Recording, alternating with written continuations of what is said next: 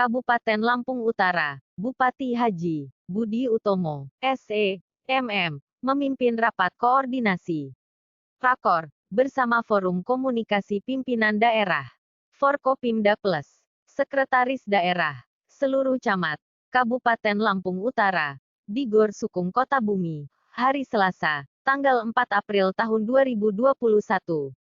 Rakor ini, dalam rangka meningkatkan upaya pencegahan penyebaran COVID-19 khususnya selama masa Ramadan dan Idul Fitri 1442 Hijriah. Bupati menekankan untuk membentuk dan mengaktifkan posko PPKM mulai dari tingkat kecamatan, desa, dan RT. Terlebih mengingat Lampung masuk dalam provinsi peringkat kedua tingkat kematiannya akibat COVID-19 di Indonesia. Lanjut Bupati yang belum memiliki posko PPKM untuk segera membentuknya. Bagi yang sudah tidak aktif, agar segera mengaktifkan kembali posko tersebut, Bupati minta untuk dipantau dan diawasi setiap pendatang yang berasal dari luar daerah untuk melakukan isolasi mandiri terlebih dahulu. Tegakkan protokol kesehatan di tempat-tempat keramaian, khususnya di pasar tradisional, tegasnya Bupati. Bupati menambahkan, dalam mengedukasi masyarakat untuk menegakkan protokol kesehatan prokes COVID-19 agar melibatkan tokoh masyarakat, tokoh agama, para ulama, pemuka agama, penceramah, hingga pengurus masjid. Sebab kegiatan sosialisasi masyarakat harus dibatasi dengan 5M. Kemudian diinstruksikan kepada seluruh camat untuk melaporkan setiap hari jumlah orang yang terkonfirmasi ke posko Satgas Penanganan COVID-19 di Kabupaten Lampung Utara atau ke BPBD serta Dinas Kesehatan, tuturnya Bupati. Bupati juga menegaskan bahwa pemerintah tidak melarang sholat tarawih dan sholat Idul Fitri 1442 Hijriah. Hanya saja disarankan agar sebaiknya sholat dilaksanakan di rumah. Kita tidak melarang sholatnya, tapi kita melarang berkumpulnya, atau berjamaahnya. Sholat Id tetap dilaksanakan, tetapi pelaksanaannya di rumah saja, tuturnya.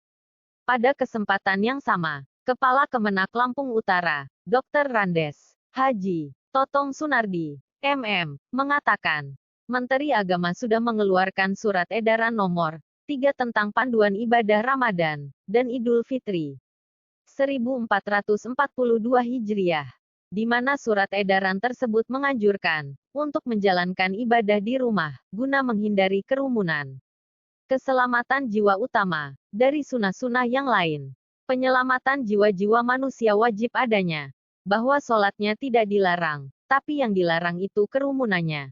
Saya menghimbau juga kepada seluruh kepala KUA penyuluh dan penghulu, bahwa tata cara beribadah selama Ramadan harus tetap mengikuti protokol kesehatan, jelasnya. Jika kemudian ada permintaan menjadi khatib, sambung Totong, pihaknya menegaskan melarang untuk ibadah sholat Id berjamaah tahun ini.